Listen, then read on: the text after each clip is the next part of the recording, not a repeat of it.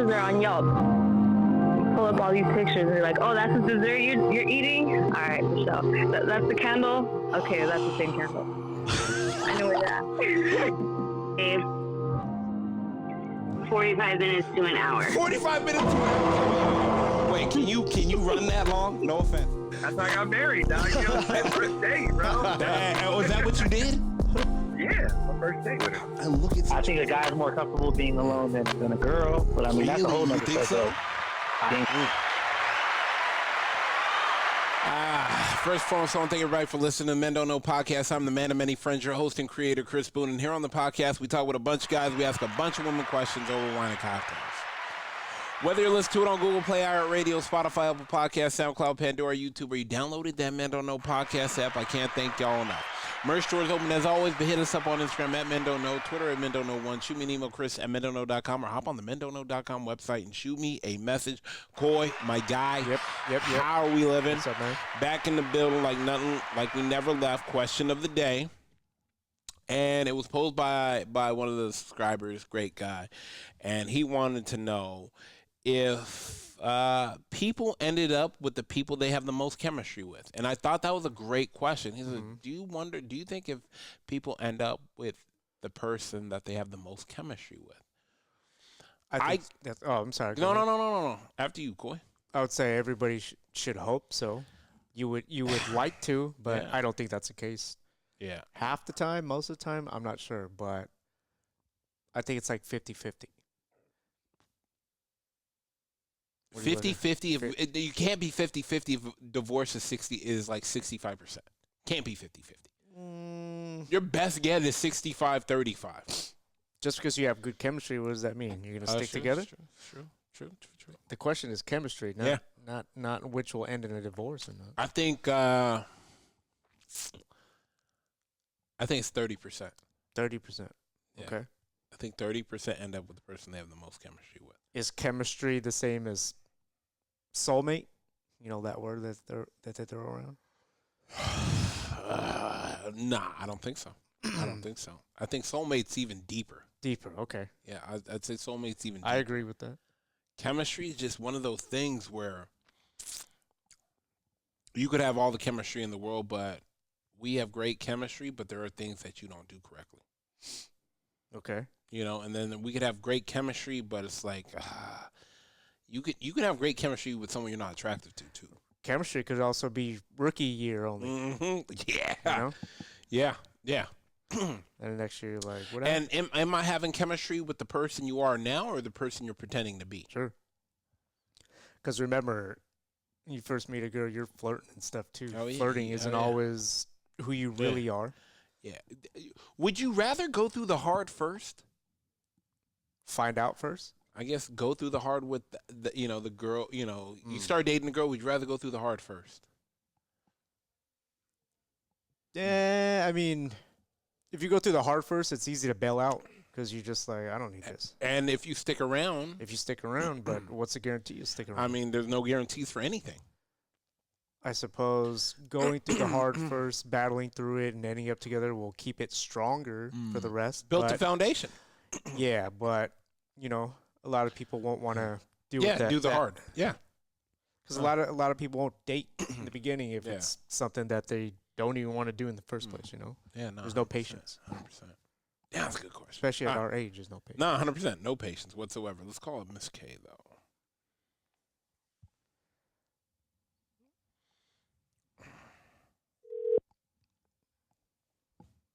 Hello. Hello there. How are we doing?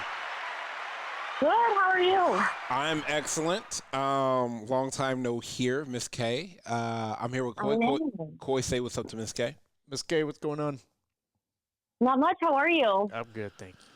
All right, Miss K. Good. And we started spilling off on the question, but the question starts out with, do you think people end up with the person they have the most chemistry with?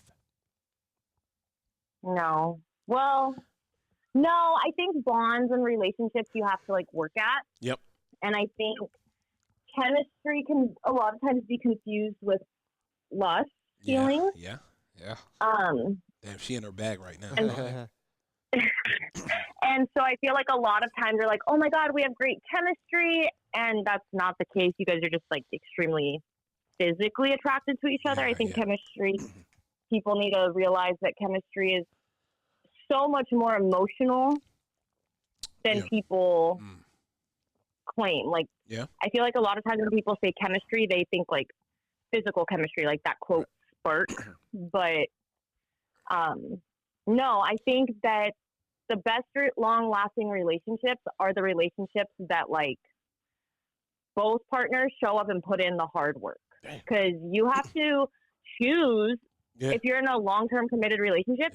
There are going to be days or times where you wake up and you're like, I might not be completely in love with you like I was at one point. I love you, but I need to like pour into this relationship because I'm committed to it and work on it, and like vice versa. And there's other things that I think can happen, but I don't. Yeah, no. I think the chemistry and all of that is overused. Okay. And I think that people aren't really tapping into like their emotional sides in relationships nowadays. They're more focused on who looks good, who's great right now, but not who can I invest in long term. Oh, God damn. Let me ask you this, and then this is like the spinoff question. I have to ask you because you always have such good answers, and it's like,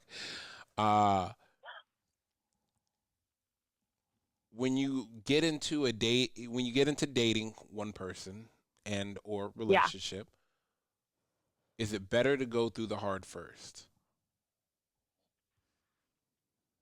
It depends. I feel like, what is the hard? Okay. I mean, I'm like, I don't know, but I'm just saying. I think like having those hard conversations, like, I think from the get-go, like, where do you see yourself in 5 years? Like, what is your plan? I feel like a lot of people are intimidated by those kinds of questions and don't have them. But if you have those hard conversations first about like values, and I know people say like, don't talk about religion and politics, but no, you have to. If you are going to be committed to somebody and potentially want a family or any of that, those are the conversations people realize, as uncomfortable as they are, they might be uncomfortable bringing up and in the moment, but you're either going to learn more about your partner and grow closer, or you're just going to be like, wow, we see this two different ways and this will never work. I mean, So I think if people have, not like first date, but like definitely like once you're committed and like exclusive with somebody, and it's like, okay, now we need to like have these conversations. Yeah, 100%. We're laying the foundation here. Yeah, foundation, like we're laying it on thick. It's heavy. Like we're really going through the motions. Like, where are you at? Where are we at? What do we have going on? Is this going to work? Like, where are we both moving in this direction type of thing? And you know something that I actually learned from you is you told me once, Oh, shit. Professor. You told me once that like, we were talking about like past relationships, and you had told me how like you and somebody who you had dated, like you guys scheduled time out of your week to like sit down and like check in with each other. Oh yeah. And I think like that's so important. Yeah. And it sounds like really you schedule time to check in with each other. Yeah. And yes, because even though you're living the day-to-day motions and seeing each other or whatever, that's not the same as being like, hey, I see you, you have my undivided attention. Yeah. How are you feeling? What's going on? Where are we? But it only works as if two people are honest. It only works when you have the therapist there. Nah, I don't. I mean, it really okay, only. I'll call you when that happens. Yeah, because it really only works when two people are honest. Two people have to sit there and be honest and just like committed to and listen. And be like, and I think people need to like listen to understand, not listen to respond. Yeah. And I think so many times people are so defensive of like, hearing other people and taking it so personal, and it's like, would you just listen? Shut up and listen. Yeah.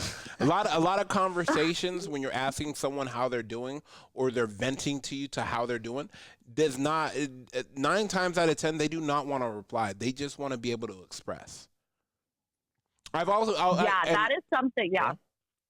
No, go ahead. And then I've always thought about like I'm getting a gift this year for somebody, and I heard this in an interview, and I guess I have to write it with the note with the gift.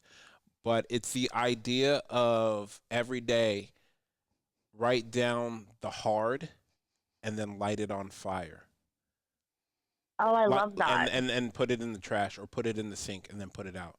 Because it gives the idea of you're burning, you're actually watching the problems you've written down burn away.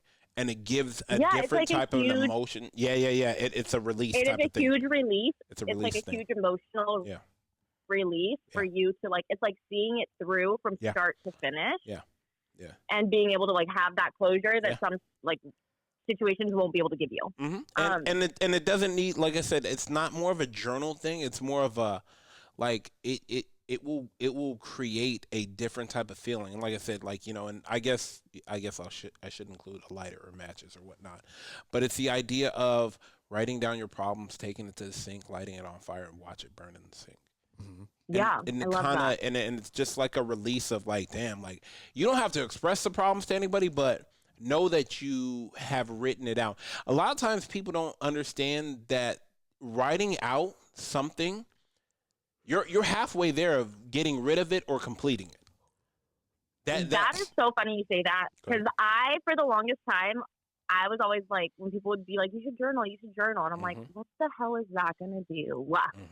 Well, going through like my own personal relationships and like schooling and everything, there have been times where even like not romantic relationships, like my family relationships, where I just need to get it all out. And I know that getting it out to them is literally going to do no good, but I need to get it out. And there have been so many times now where I've written it out and held on to it for a couple of days and like reread it and been like, okay, I'm good. And I would tell you, like, if you have matches, like at the end of the day, like write the worry down or write the frustration down. Tear it out of the book, go to the sink, light it on fire, and just watch it burn. I'm going to try that. Yeah. That sounds very therapeutic. What about the fire alarms? Like you're in the sink with the water on. You can that is making sure. Yeah. Or if you get like a metal trash can, a little tin can. Yeah. But either way, you could put the tin can in the sink, write it, fold it up, put it in there, and light it on fire. It's the idea of watching the problem disappear. You're watching you're watching it burn. You're watching it no longer be an issue to you. Yeah. I love that. Damn. Look at you. Getting in my bag. All right. I'm going to let you go. I appreciate you to the moon and back. I'm going to put something in the mail for you this week. I thank you so much. Right, I appreciate you. I appreciate you guys. Have a great evening. Thank you as well. Bye. Bye. Take it easy.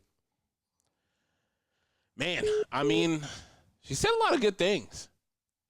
I think the idea of it is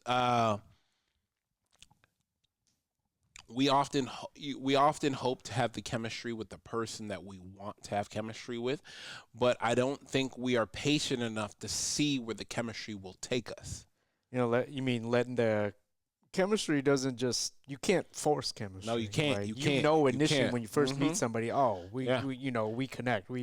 It's like Burroughs and what's his name, Jamar Chase? Yeah. They already have chemistry because it's built over years. Good example. Yeah. But when you try to force it, it's like now you're trying to be something that you're not too, you know. Then when do you revert back to 100%? I am who I am, who I'm not. I will never be. All right, man, that's good. Let's get out of here.